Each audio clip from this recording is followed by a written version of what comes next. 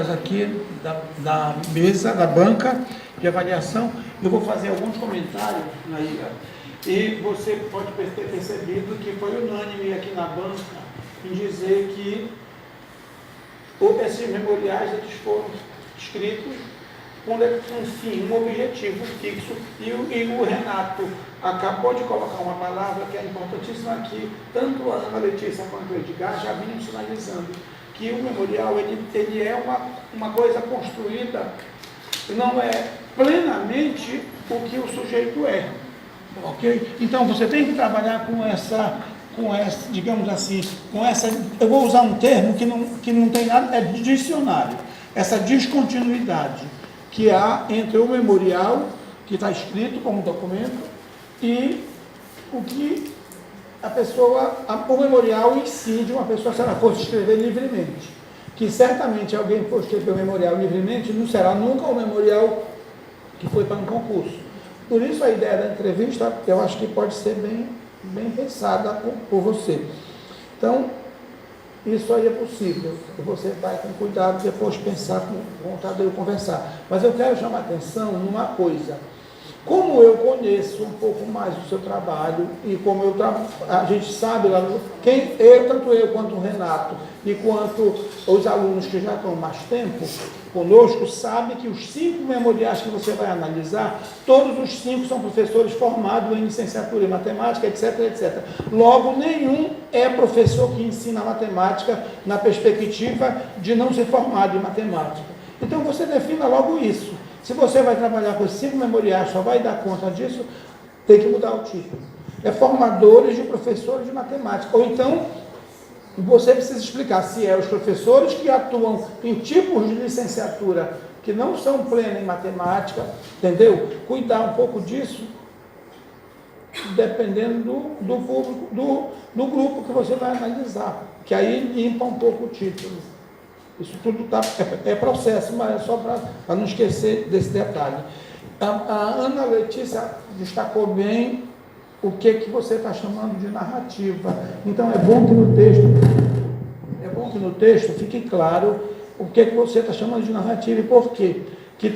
Eu gostei muito do que a Ana Letícia falou, que eu também convergiu para o que eu tinha colocado, que é sobre várias palavras que parecem sinônimas, mas não são, e isso pode dar problema no seu trabalho, então é bom cuidar. Eu também coloquei isso aqui porque me chamou a atenção.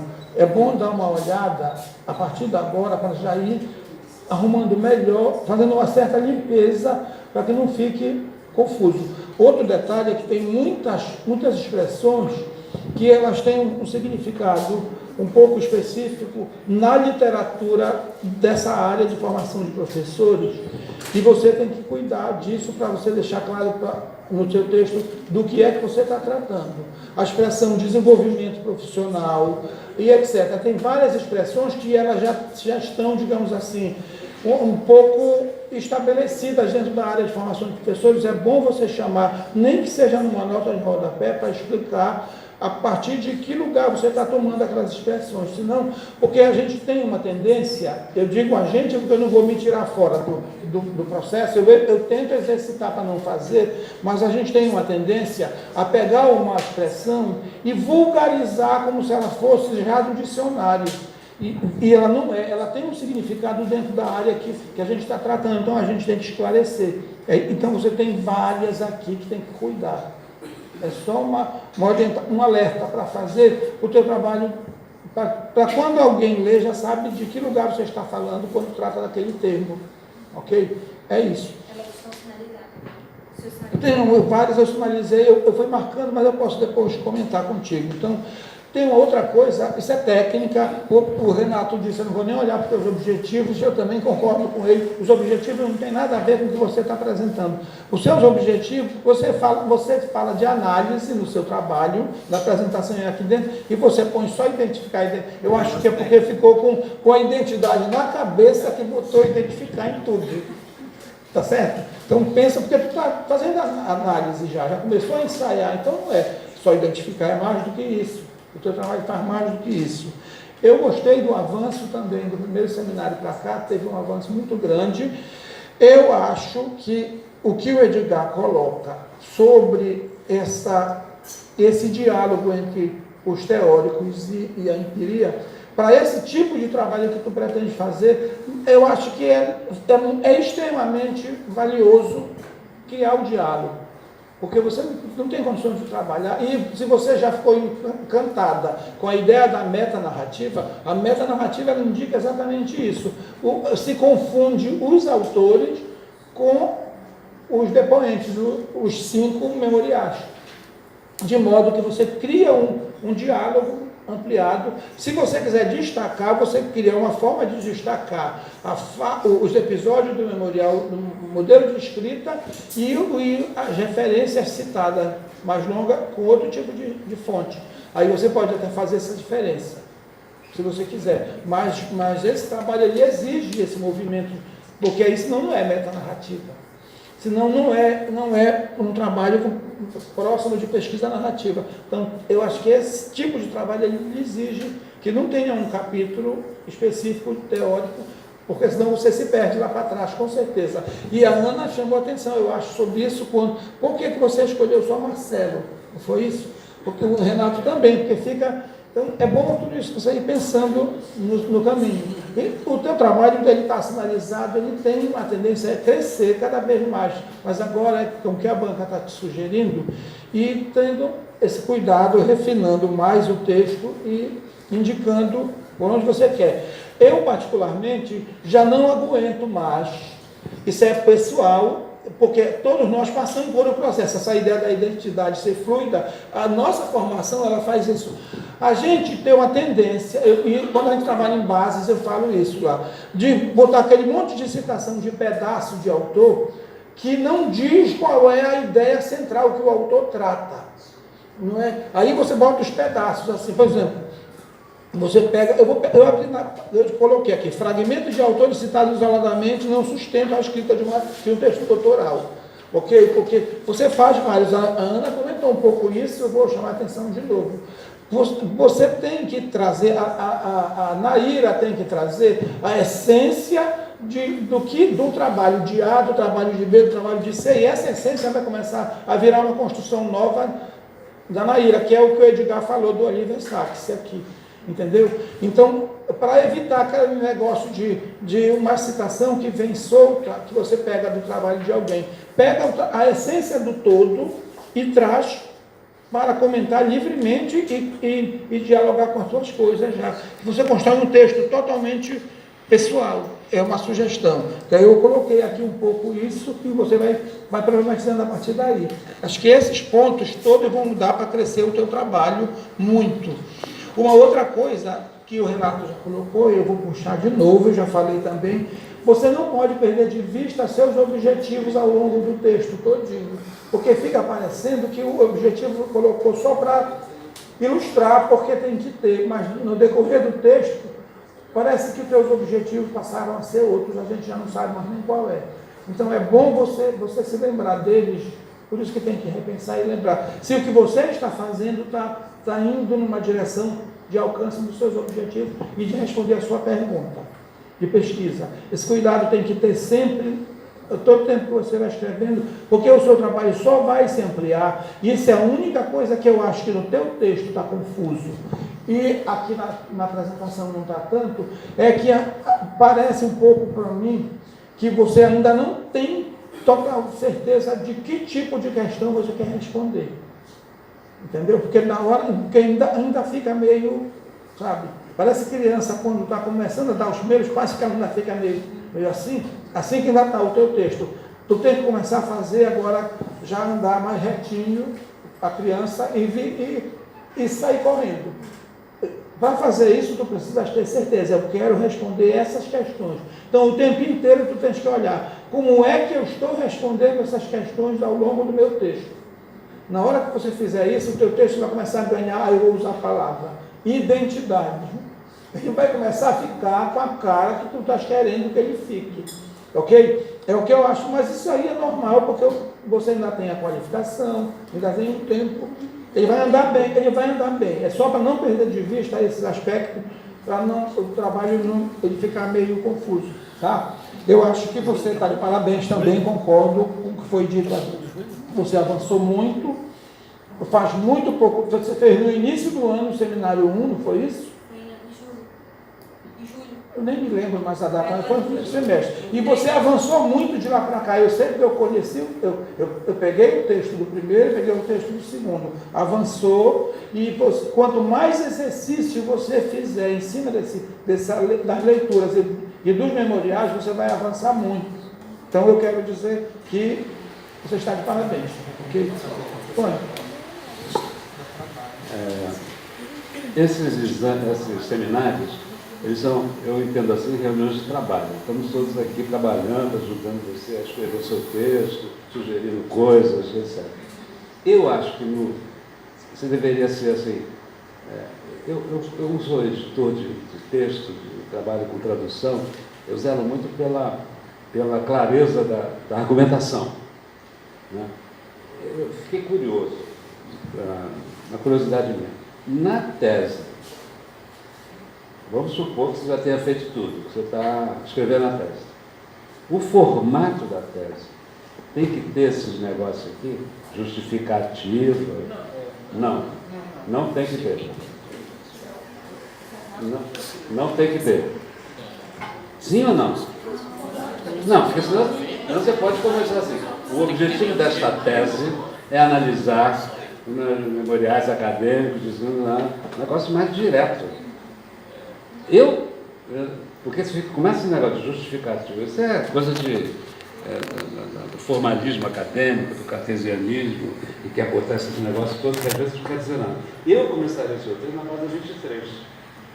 O conhecimento é o espelho, não sei o que, entendeu? Uma coisa como se fosse uma base cognitiva que vai te orientar.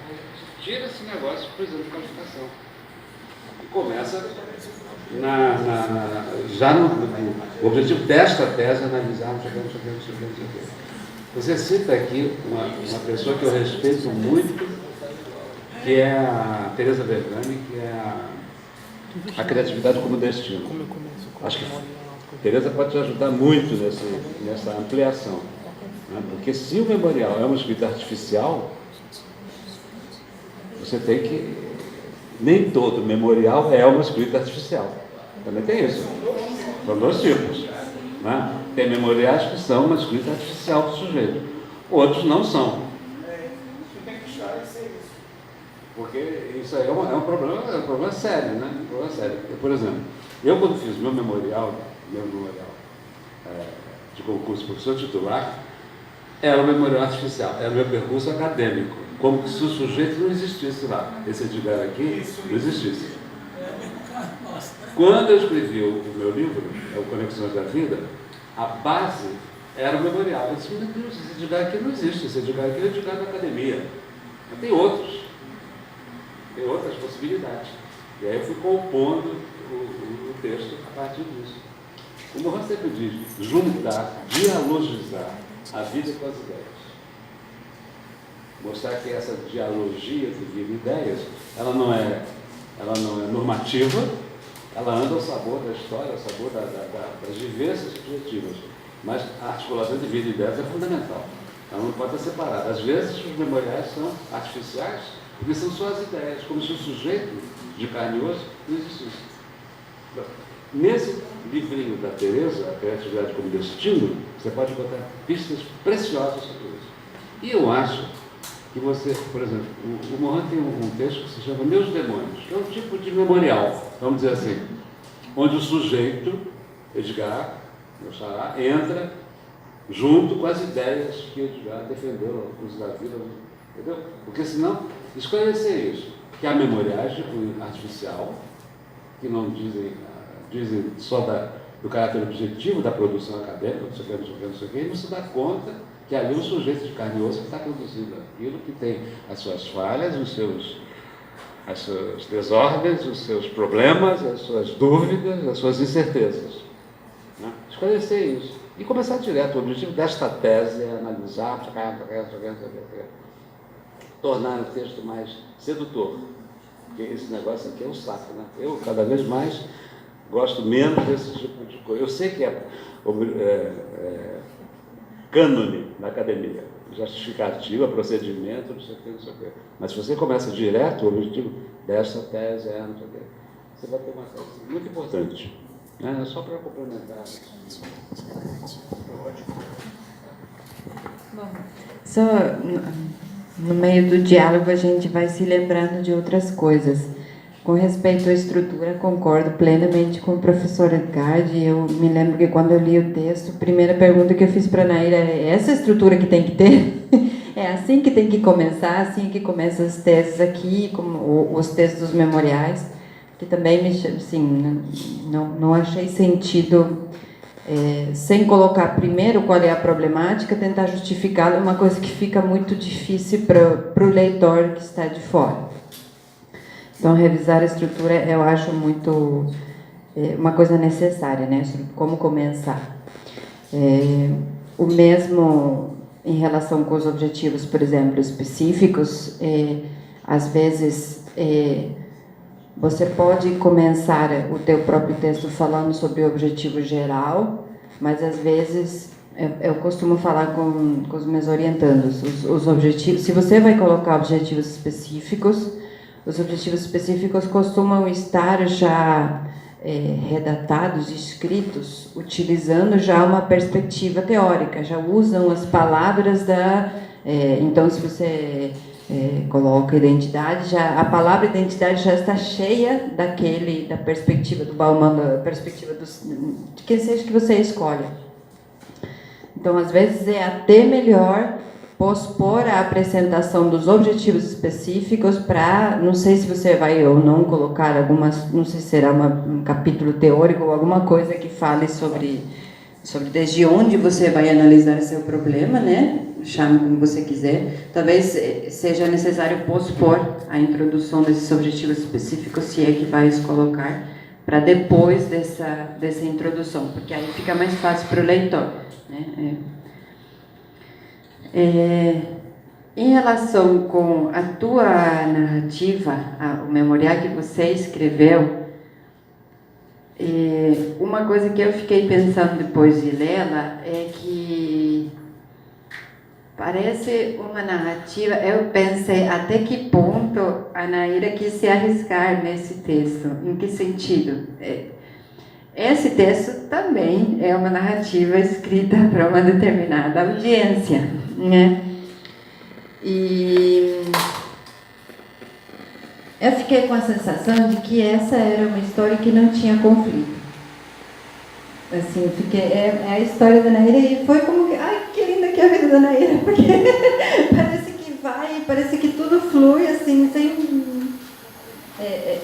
eu me lembrei, por exemplo, do conflito da eleição da tua carreira. Esse foi um único ali, mas depois parece que não, você navegou lá e chegou aqui, e eu estou contando, e eu fiquei, nossa. Então, talvez os mesmos eixos ou ideias analíticas que você queira utilizar para analisar as narrativas dos sujeitos que você vai trabalhar possam ser ideias interessantes para você reescrever usando esses mesmos eixos a tua própria história.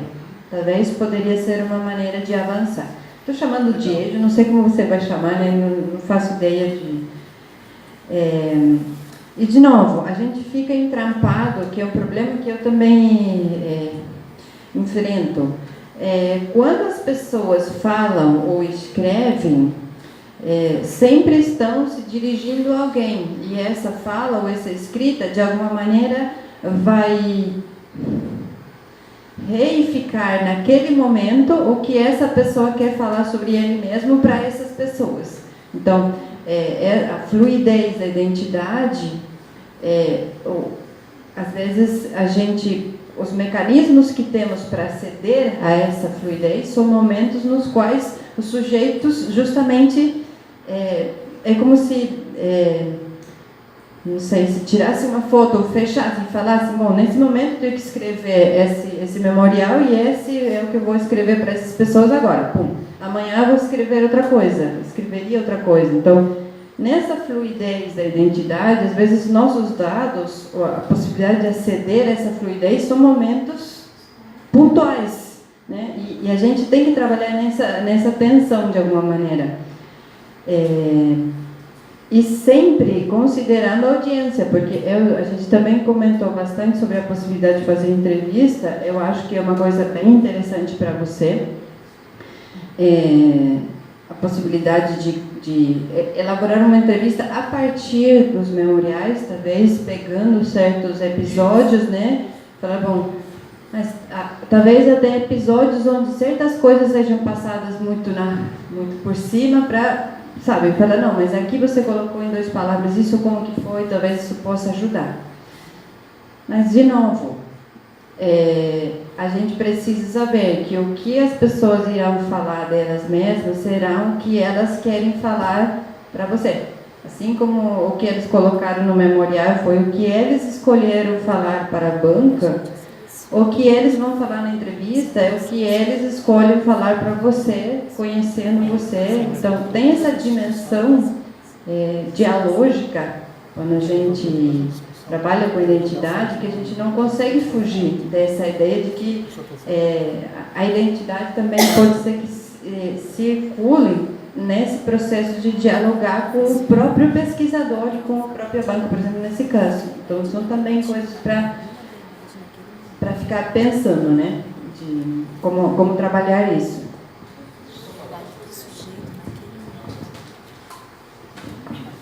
É a última coisa que eu vou te falar hoje aqui.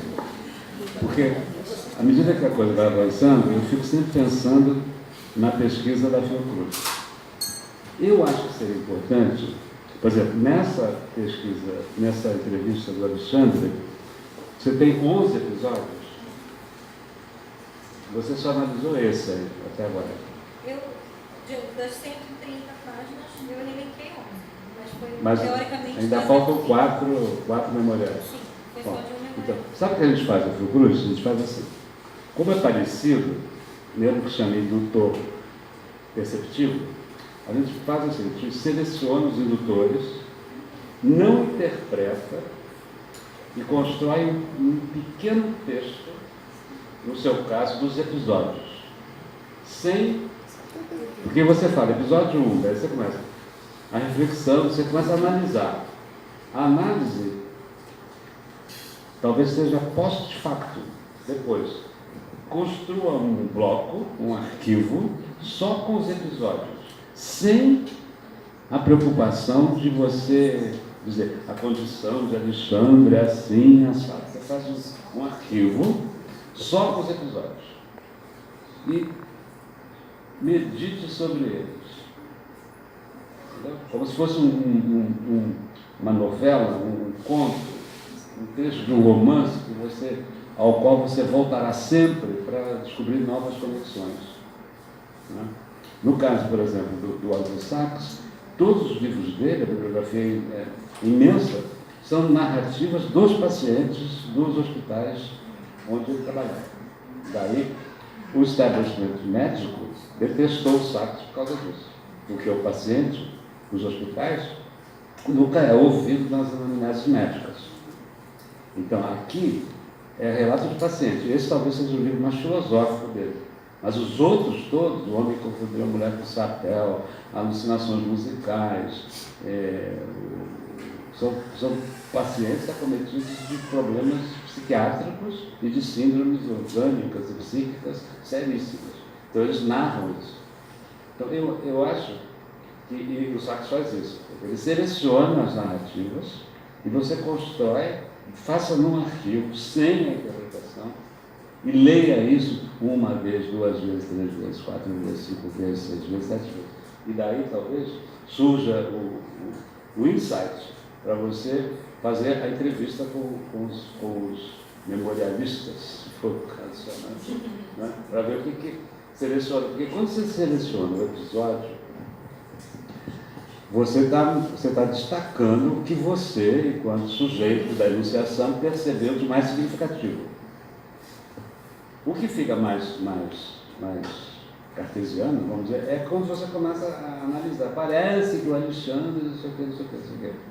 Entendeu? Você desbloca o negócio e vai interpretar o Alexandre. Mas o Alexandre em si está no episódio que você selecionou. É um procedimento metodológico. Então, faça o bloco só com os episódios. Vamos supor que você tenha Vamos fazer um cálculo assim, aleatório. Você tem 5 memoriais, vamos supor que tenha 12 episódios em cada um, você tem 60 episódios. Faz novela. É muito material do ponto de vista de análise. Se você, supondo, né, jogando assim, no alto, você tem 60 episódios. É mais do que uma minissérie, né, da Globo. Entendeu? E veja ali o que você extrai daquilo. Eu acho que é um procedimento antes dessas considerações. Inclusive, na tese mesmo, isso pode ser um bloco. 60 episódios da vida do professor de matemática, sei lá o quê. Por que não? Porque é o seguinte, se nós queremos mudar o paradigma, isso é um problema filosófico. Nós temos que mudar o formato da discursividade. Mudar o paradigma com o formato cartesiano é uma coisa complicada. Mudar o paradigma implica mudanças na linguagem. Eu acho que isso é uma questão. Por isso, quando você faz o arquivo com os episódios, você está dando um procedimento inovador na pesquisa. Você tem os 60 episódios. Fala isso com o Tadeu, você concorda. Pode ser que ele não concorde, né? Isso aí é uma sugestão que emanou das conversas que teve aqui. Ok, mais alguma coisa? Bom, então aí